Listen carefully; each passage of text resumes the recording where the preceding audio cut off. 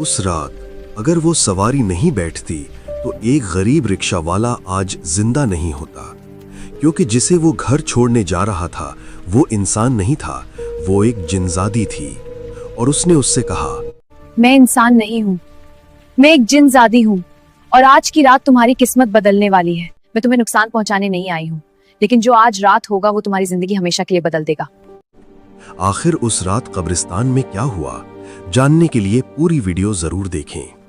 प्यारे दोस्तों, आज की कहानी सिर्फ एक मोहब्बत की नहीं है, ये कहानी है सब्र की, तकदीर की और एक ऐसे राज की जिसे सुनकर आपके रोंगटे खड़े हो जाएंगे। वीडियो को आखिर तक जरूर देखना, क्योंकि जैसे जैसे कहानी आगे बढ़ेगी सच उतना ही डरावना और दिल छू लेने वाला होता जाएगा। एक छोटे से शहर की तंग गलियों में रहता था एक गरीब रिक्शा वाला अमान। अमान की उम्र लगभग 24 साल थी।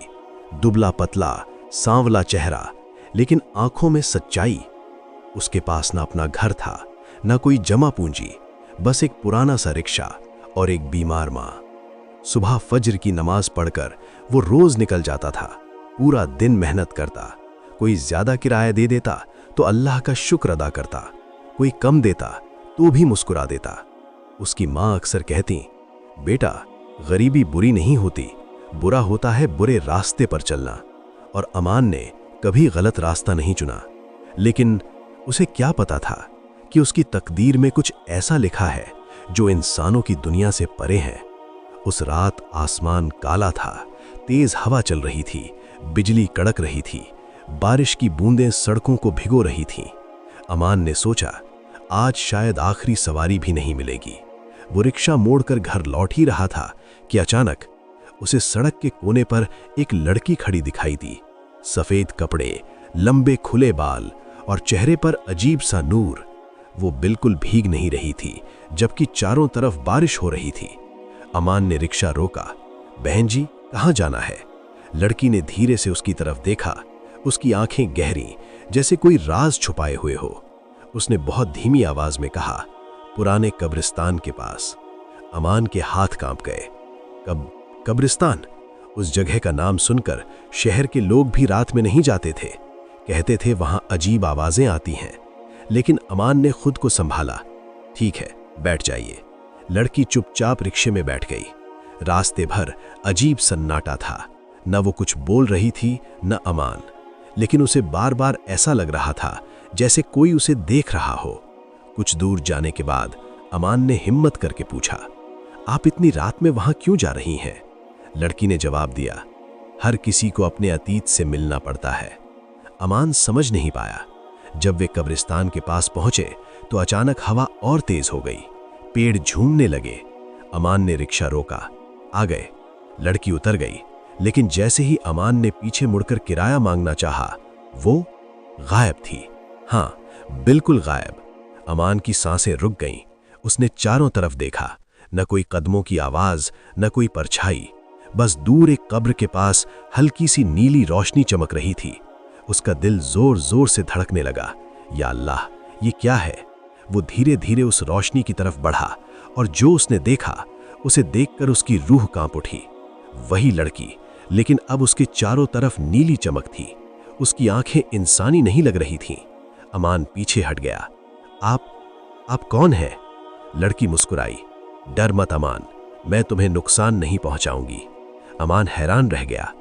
आपको मेरा नाम कैसे पता? लड़की ने कहा, क्योंकि मैं तुम्हें बहुत पहले से देख रही हूं। उसकी आवाज में अजीब सा सुकून था। मैं इंसान नहीं हूं। अमान के पैरों तले जमीन खिसक गई।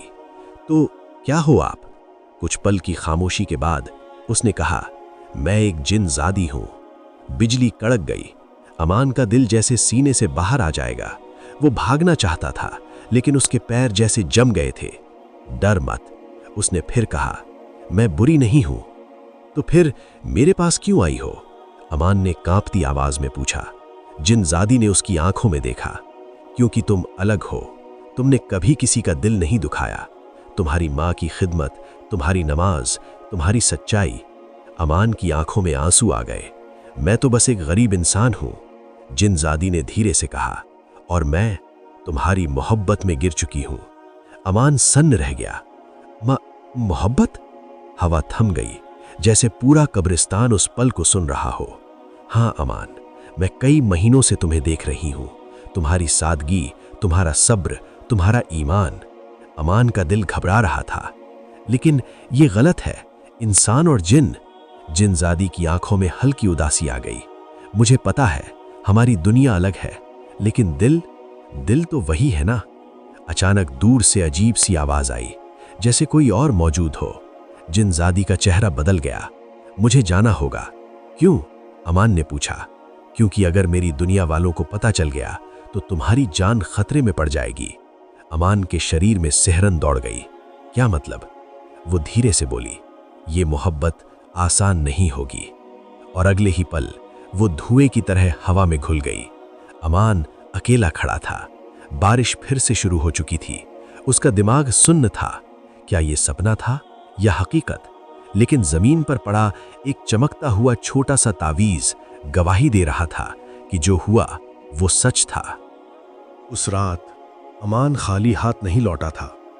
उसके हाथ में था एक चमकता हुआ तावीज। बारिश में भीगा हुआ अमान कांपते हुए घर पहुंचा। उसकी मां खांस रही थी। बेटा, देर क्यों हो गई? अमान कुछ पल चुप रहा। क्या वो सच बता दे? नहीं, मां डर जाएंगी। कुछ नहीं अम्मी, बस बारिश थी। वो अपने छोटे से कमरे में गया, जेब से तावीज निकाला। जैसे ही उसने उसे हाथ में लिया, कमरे में हल्की नीली रोशनी फैल गई। अमान का दिल तेज धड़कने लगा। अचानक उसके कानों में वही आवाज गूंजी, डर मत अमान। वो चौंक गया। तुम यहां?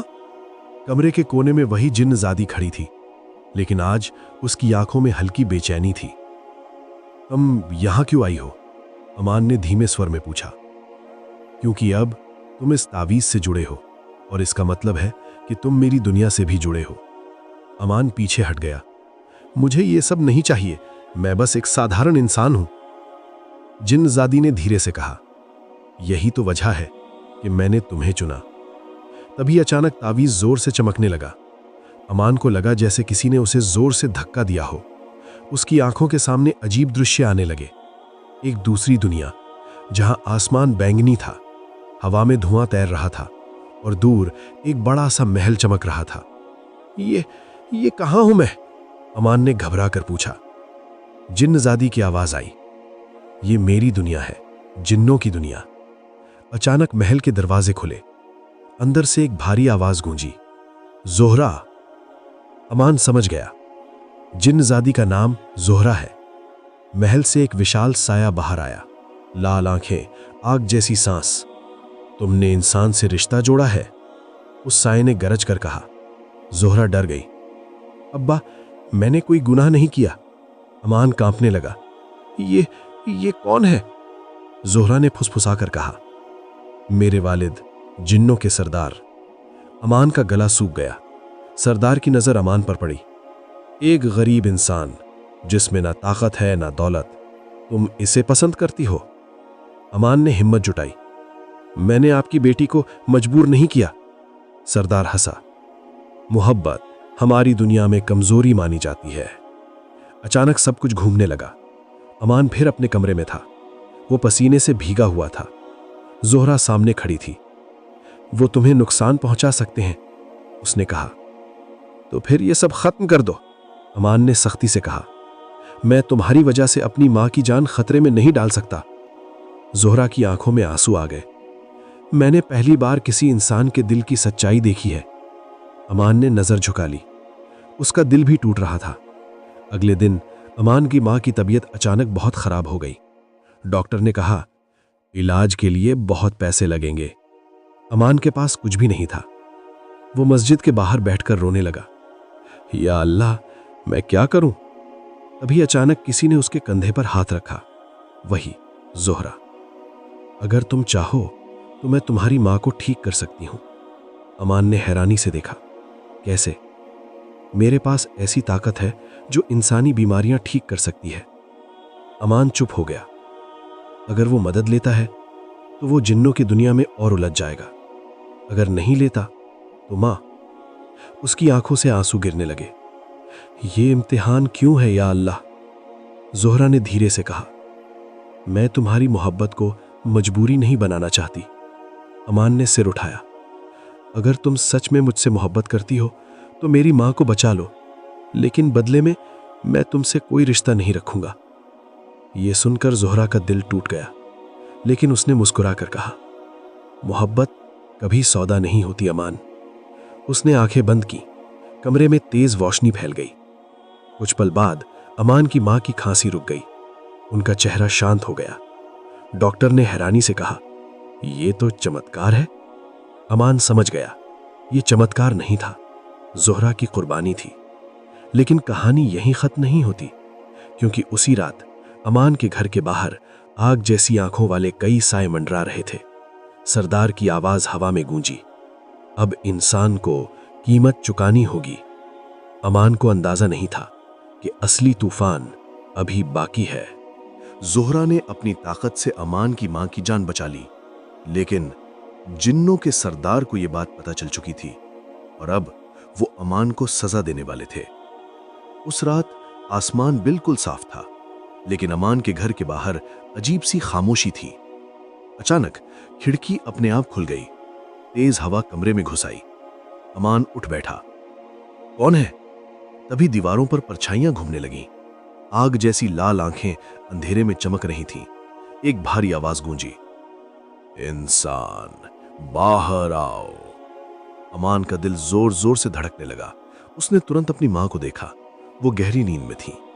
या अल्लाह, मेरी हिफाजत करना, उसने धीरे से पढ़ा। दरवाजा अपने आप खुल गया और अगले ही पल दो काले साए अंदर आए। अमान कुछ समझ पाता उससे पहले ही उसके चारों तरफ धुआं छा गया। उसकी आंखें बंद हो गईं। जब उसने आंखें खोलीं, वो अपने कमरे में नहीं था। वो एक अजीब सी जगह पर खड़ा था। जमीन काली, आसमान बैंगनी, चारों तरफ आग के स्तंभ और सामने एक विशाल सिंहासन जिस पर बैठा था जिन्नों का सरदार। उसकी आंखों में आग थी। तो तुम हो वो इंसान? अमान ने कांपते हुए कहा। मैंने कोई गुनाह नहीं किया, सरदार गरजा। तुमने मेरी बेटी का दिल छीन लिया है। अमान ने हिम्मत करके कहा, दिल किसी से छीना नहीं जाता, दिया जाता है। कुछ पल के लिए पूरा दरबार खामोश हो गया। सरदार की आंखों में गुस्सा और बढ़ गया। तुम्हारी हिम्मत कैसे हुई मेरी बेटी से रिश्ता जोड़ने की? अमान ने सिर झुका लिया। मैंने कभी उससे रिश्ता मांगा नहीं, मैंने तो उसे दूर जाने को कहा था। तभी अचानक भीड़ में हलचल हुई। जोहरा दौड़ती हुई आई। अब्बा, उसे छोड़ दीजिए, सरदार गरजा। तुमने हमारी दुनिया का कानून तोड़ा है।